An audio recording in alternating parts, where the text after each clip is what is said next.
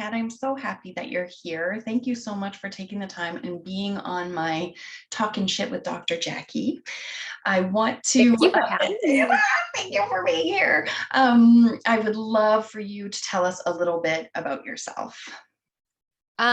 So I am currently a mom of one. I went through infertility, IVF treatments to have her, and it was a fucking long and brutal road, that I decided I would never be able to go through again.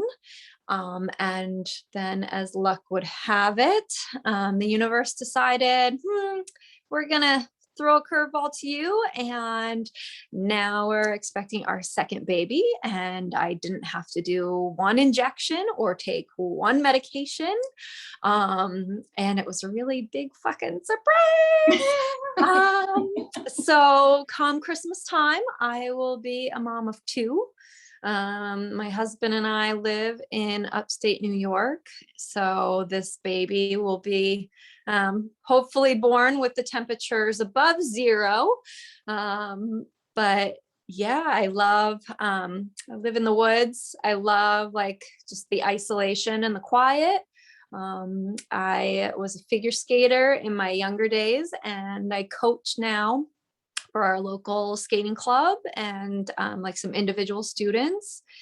And I am starting a new adventure as a teaching assistant, actually tomorrow. So I quit my corporate job and I stuck it to the man. And I'm gonna be able to work. I'm in a kindergarten classroom, so I'm super excited about that.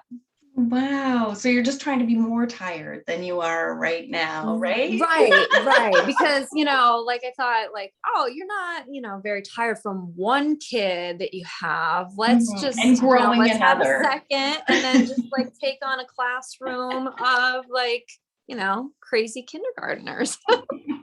Well, congratulations. I'm really, really happy for you that all of this good stuff is Thank happening to you. you. You're so deserving.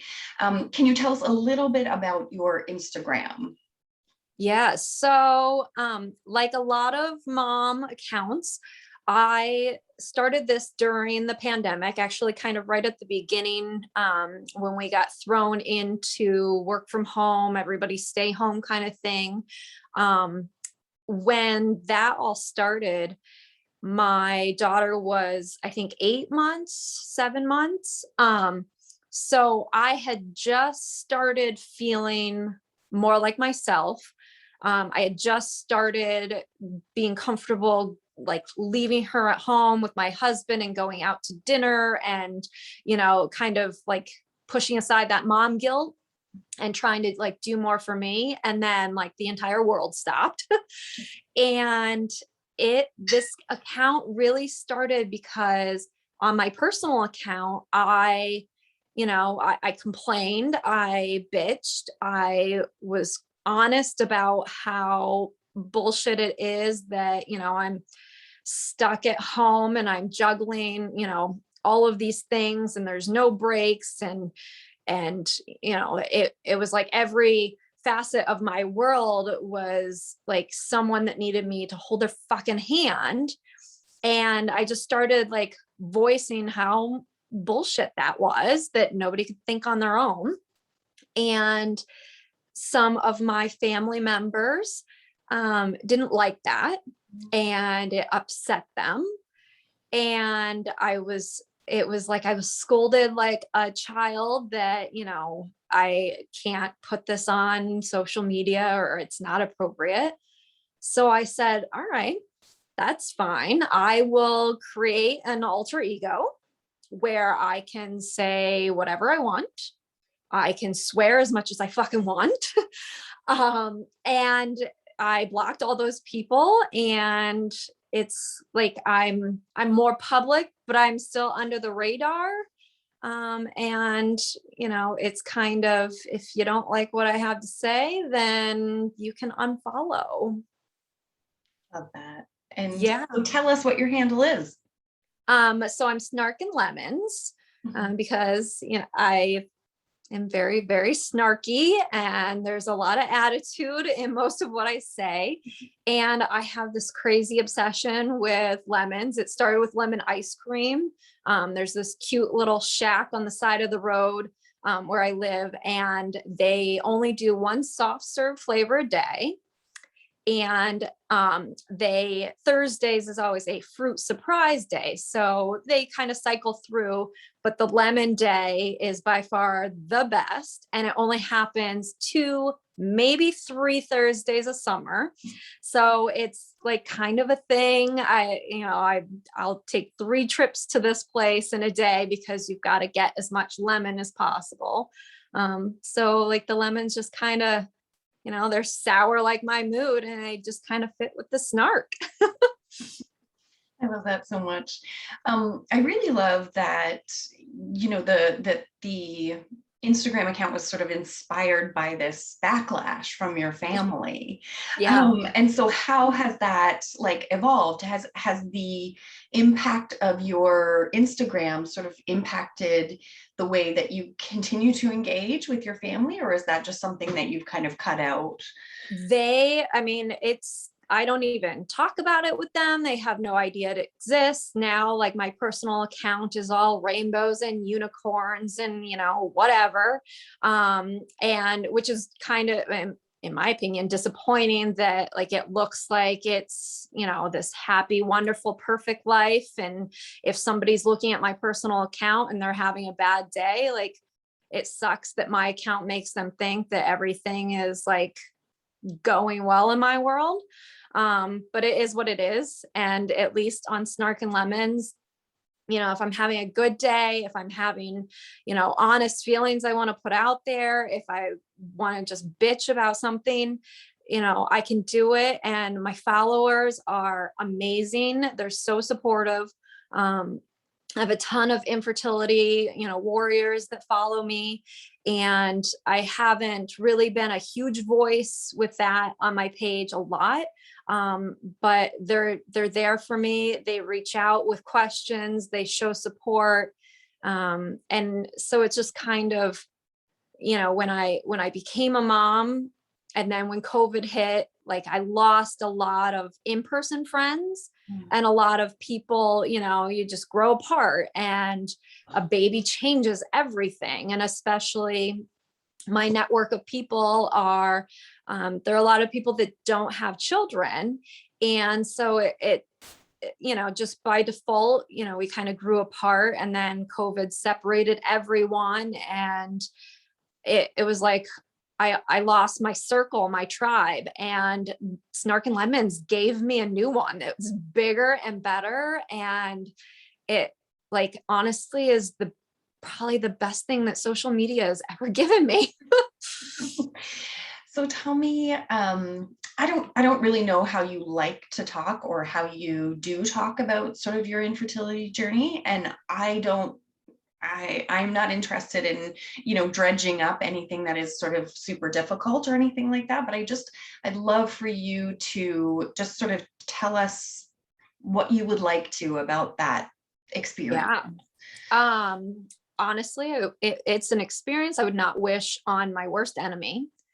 It is a total mindfuck that it has like so few answers. I think for me, I am a very type A, controlling, if you will, person. I like to know what I need to do. I like to have it mapped out, but I like to know that all of that is going to reach an end goal. And I think for me, that was one of the more difficult things that, I was just over and over again trying things that I didn't know if they would work. I didn't know if my efforts would be worth it, or the money, or the time, or, the energy. And it took me to a really dark place. So we started trying, and so like, at least here in the States, or at least my doctor, unless you had hit the magic age of 35, they really didn't like you just had to keep trying. Like you're fine, you're healthy, you're young, just keep trying. So even though we had been trying for almost a year and had no success, to this doctor, it didn't matter. So then once I hit 35, all of a sudden, like, oh my gosh, you're not getting pregnant. Like, let's start checking things out. It's like, okay, thanks. Like, okay. And so, I did all of the crazy things even before that of tracking my cycle, ovulation tests, taking my temperature, trying to, take all these supplements and eat better and exercise. And I cut out alcohol and I cut out coffee. Like, who the fuck cuts out coffee? That's cruelty. That's the cruelty. It is. And, and I will say the coffee thing really didn't last very long, but there were stretches where I would I went through what I call a coffee detox. And I actually would go to Starbucks and I would get a venti Americano decaf. And they were probably like, okay, really? Like, Starbucks is not the place for you if you're getting decaf. Like, what are you doing? But there was just enough caffeine in it that it like killed the headache. And so like I did that for like a few weeks, and then I was able to just go straight to decaf, which is awful. Somebody needs to make a decaf that tastes good, because it's just a waste of time. So, I tried all of these crazy things, changing my diet and whatever, and no success. And then my doctor put me on a medicine called Clomid that's supposed to make your ovaries kind of work in overdrive and give you more eggs. So instead of your one egg on one ovary, like there's more options basically for the sperm to fertilize. And so I did that for a few months and nothing. And looking back, I now understand how like medically irresponsible it was for that to happen, because I had no blood work done prior to that. So this doctor, just threw Clomid at me, and without really understanding where my body, like the starting point for what my body was doing. When that didn't work, we went straight to the fertility clinic. Immediately they do blood work. We learned that like my egg quantity and quality were both like much lower numbers than what you want to see. Typical for somebody, I think at this point I was 37 or 36. So typical like numbers for someone in their upper 30s. But still, like, had I had the information 6 months prior to that, like, would things have been any different? Would I have just skipped my own doctor and gone, straight to the fertility clinic? So we started immediately with IVF. I'm deathly afraid of needles and the anxiety of having to give myself shots daily. Well, in my head, it was one shot because I don't know anything about IVF at this point. And so I'm like, oh my gosh, I need to give myself one injection every day. This is awful. Little did I know it would be like 7 a day at one point.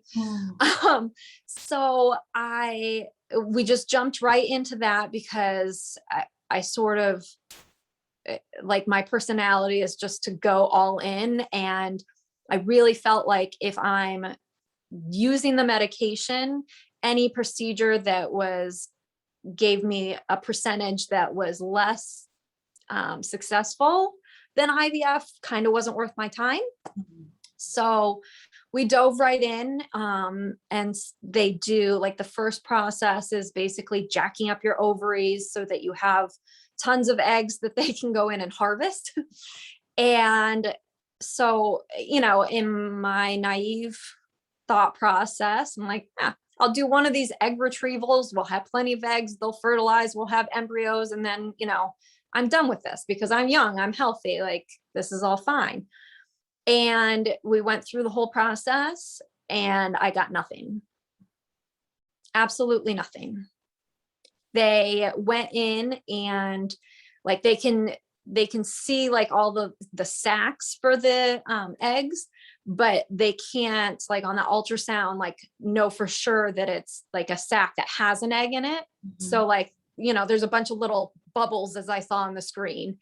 And they can tell you, you know, you have 7 follicles, but when they went in to get, you know, whatever eggs were there, I think they like were able to get one, but it didn't survive in the petri dish. So there was nothing, you know, I went through this whole process and then it was like, okay, like now what? Like we do this again? Like, what if we get nothing again? Like what the fuck? Can I interject a question about Yeah. like, so jacked up ovaries sounds really interesting. So it's really funny because like there are women that take these meds to, you know, like pump up their ovaries so they produce all these eggs. And there are stories where like women have like 20 plus eggs. Like they physically like are in pain.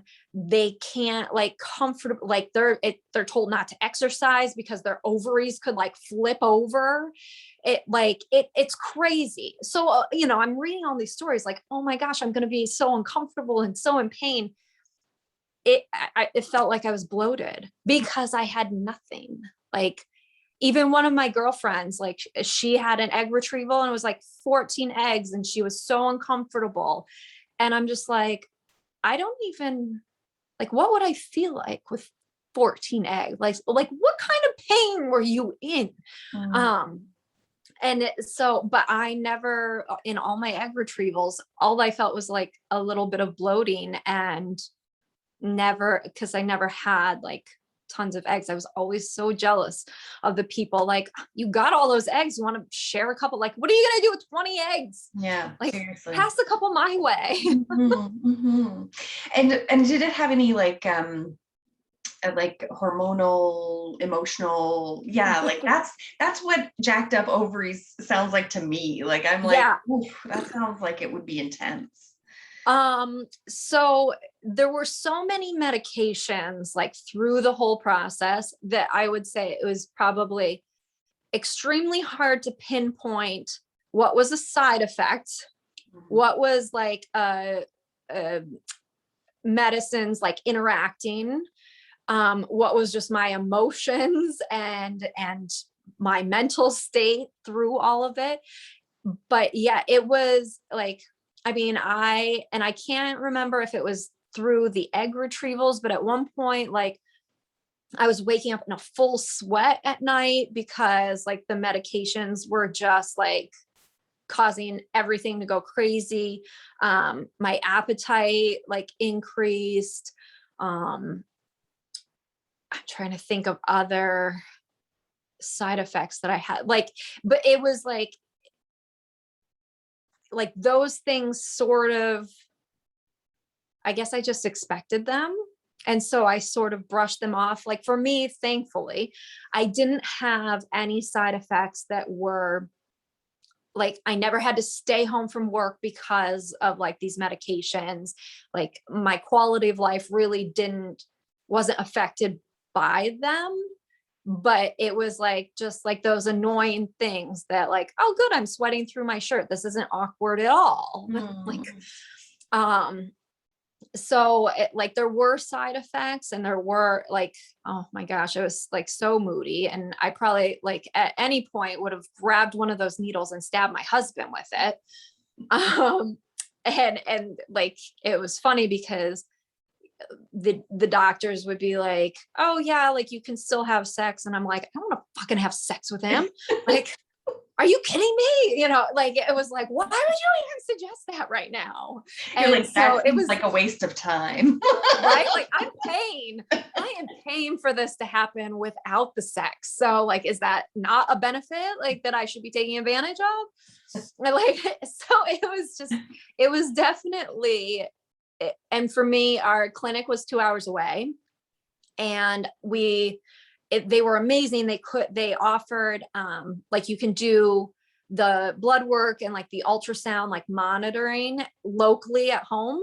But I was it was like I was too skeptical of my doctor back home, just based on the fact that he didn't do any blood work for like the initial testing, that I was like, you know what? No, I'm just going to drive to the clinic every time. So it was like a 2 hour and 50-minute drive. So like for me, like that added stress, because of course, like I was trying to make appointments that interfered as little as possible with my work day. So it either meant like getting up super early and trying to get out the door and back in time. So like it's looking back, I like the physical side effects of the medications were probably not as bad for me as like the mental, emotional, like toll that it was taking on me. Mm. Yeah. So what's the ending to this story? Like what's I mean, I think So you have a we did little maniac running around, so something happened. something. Yeah. So we did a number of egg retrievals. Eventually we did end up with some embryos that ended up in the freezer. Those embryos like never resulted in a pregnancy. We moved on to donor eggs. Our first round of donor eggs all died in the petri dish. I don't know what happened. So that was like, that may have been my lowest blow in the process, because I really felt like for the first time, I wasn't relying on my body. Like I got to take a step back. There were no medications. There was nothing that I could do. It was someone else's body, someone else's ovaries. They went through all of it. And then I get these perfect little perfect little eggs that then can, join my husband's sperm and be an embryo in the freezer for me. So they all died. And then that was the only donor we really liked out of like the donor book, so to speak. And so we asked the clinic if this person could go through it again, because we really like were attached to her. And so we had to wait 6 months, and she was willing to go through it again. But like during this whole process, at any point she could have changed her mind. So like all of our eggs were in her basket waiting for her eggs. So like that for we there's nothing I could do. So even though we weren't like we were trying, but like the stress was still there for me, because it was like, okay, like what happens if she bails on us? Now we just wasted 6 more months. Eventually she went through the process. We got 5 embryos out of that, because you can buy like a package of 6. So we got 5. We transferred 1, nothing. We transferred 2, nothing. So now at this point, and like in those transfers, we really thought, you know what, whatever medication you want to suggest, we're going to do everything but the kitchen sink to make this happen. And it didn't. And so that was really my rock bottom of this process is stupid. My body is not doing me any favors. And like, I'm not going to have a baby. So let's move on from this. But we had 2 embryos left in the freezer. And frankly, I was too cheap to continue to pay like the monthly fee to keep them frozen. So I said, fine, let's transfer them. Give me the bare minimum of medications that like a person would use to make this successful. And we're done. Like, it's not going to work. It's not going to be successful. I'm not wasting any more time, any more money. We're done. So went through all of that. I basically like lived my life as though I didn't have these 2 little embryos. Like, I drank all the coffee and all the booze and, whatever. And all of a sudden, like our blood work came back and there was a positive test. It was like, I'm pretty sure on the phone, I like said cause I was like silent. She's like, do you have any questions? I'm like, what the fuck do I do now? And she's like, I'm sorry. And I was like, I've never been here before. Like, this is uncharted territory. Like, what do I do? Like, do I sit on my couch and not breathe for the next 9 months? Like, and she's like, oh, she's like, no, in 2 days we'll run, we'll do your blood work again. And if it's double, then, then we see you in a week. And I'm like, okay, no, but really, like, what am I supposed to do? Cause like, this wasn't like, I didn't even try for this. And she's like, you did transfer 2 embryos. And so I was like, well, I know, but I've transferred a lot of those and they haven't really worked. And so it was like, I spent probably the first 4 months of that pregnancy, like in shock, It like, it was like, okay, much like this pregnancy, actually. I think I'm still in shock. So, I had a smooth pregnancy. I had a long but smooth labor. And I don't know if the universe was like, you know what, we really messed with you for the past couple of years. So here you go. Like, here's your easy journey and here's your baby. Oh, yeah. Wonderful. And then you went ahead and got knocked up again. Yeah. So the timing was really kind of interesting to me, and I like bigger picture and like forces and, things working. I had done a live event with the Questionable Mom about my infertility struggles. And it ended up like being like this 2-part thing. So like, over the course of like a month, like we were going back and forth, like, talking about different things. And I was like, this is really great for me. Like, I am letting go of the dream of having another child. I'm not going to go through the infertility stuff. We have no more embryos in the freezer. Who am I buying donor eggs from? Like it was just, I was closing the book. And it was like, the universe was like, oh, okay, well, you're not actually done. Here you go. Because it was like within like weeks after, I'm pretty sure it was like a month after I had done that, we were pregnant. I didn't know it was a month after, because I was 6 weeks into this pregnancy before I knew, but it was almost like all of that stress of like, can I have another baby? How would we have another baby? What would I be giving up with my current child to, go on this quest to have another kid? And what if it doesn't work? And the money and and it was like, I let all of that go and said, you know what, we're going to be a family of 3 and there's nothing wrong with that. What a wonderful life we're going to have. We can have vacations and we can have this and we can have that. And it's just the 3, in my head, I like just started like moving on and planning the 3 of us. And it was like that stress left my body and my body decided, hey, let's do this again. But I will say, like, this, for me, this pregnancy, it was more terrifying. Like, so, and still is. It's getting a little bit better. But because we use donor eggs, I really, like, in my head, no medical, knowledge whatsoever, but in my head, I decided that my eggs were so useless before that clearly, like, this is not going to work. Like, something's going to happen. Something is wrong. This isn't going to, we're not going to get full term and we're not going to get this baby because, like, my body sucks. Like, it let me down so many times. So it was like probably for sure the first 3 months, because I found out very late. I just thought I was dying because I was lightheaded and dizzy all the time. And so I was convinced that, I must be dying. Something's wrong with my heart. And turns out I'm just pregnant. So, it was like 3 months in and I was still pretty detached. We got some genetic testing done. That made me feel better. We had the anatomy scan.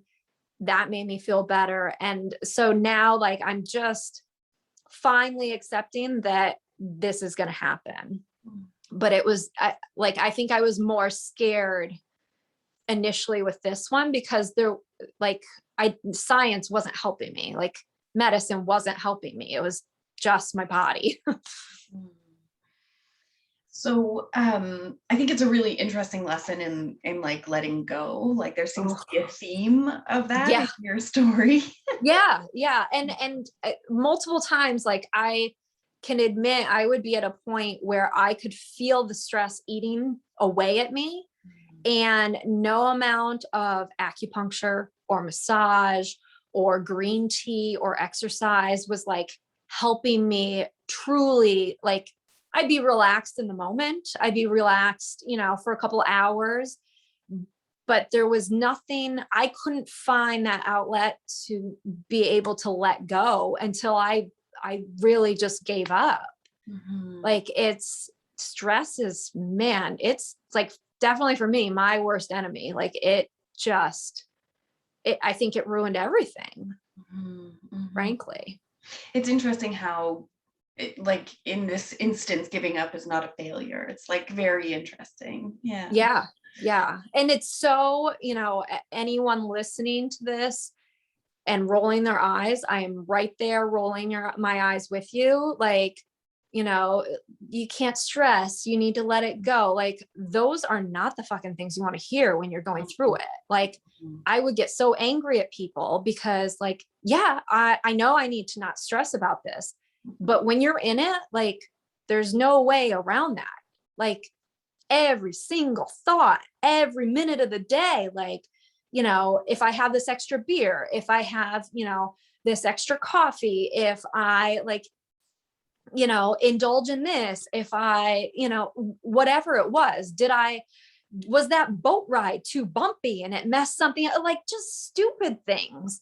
And I mean, there was just like, I couldn't do anything about the stress. Like there was just nothing. And every time somebody would say that, it would just like infuriate me because you get wrapped up in it. And I wish I had advice for someone to not get wrapped up in it, but it sucks. It sucks. Well, that's where I want to end. I want to end with what is your advice? And I don't care if it's to moms going through the same thing that you are, or just moms in general. But like, what do you want to tell moms? Oh, as stupid as it sounds, don't give up the hope. Let go of the idea of whatever you think it like you want, because that path is, might not happen that way. So the faster that you can let go of the way you think that something should be and sort of ride the wave and start accepting how it's going, that could be the most helpful thing. I wish that in my journey, I had talked to more people about it earlier or found a better network earlier. Like it wasn't until I like gave up that I was talking about what I was going through. And I think that really helped because I really just leaned on my husband who, wasn't as emotionally like wrapped into it in the same way I was. I think if I had just opened up more, that may have helped me with the piece that I needed to let go of. Like, I don't know, find your tribe and bounce ideas and bounce feelings and emotions off of them, because that's a pretty powerful thing in general. Motherhood, infertility, life, get that group of people that you can like lean on. And I think that helps you get through anything. I love that. That's such great life advice. Thank you so much. Thank you for telling your story and thank you for being here. Oh my God. Thank you for having me. Honestly, like when I started this, like if I like ever imagined that Jackie from Eating Her Young would like be like wanting to talk to me, I'd be like, yeah, right. She's not even going to know who I am. So this is like a dream and so Um, fun. I it- love it. it's a dream for me too. I'm so glad that we found each other on the internet. Yes. Yes. The internet of all places.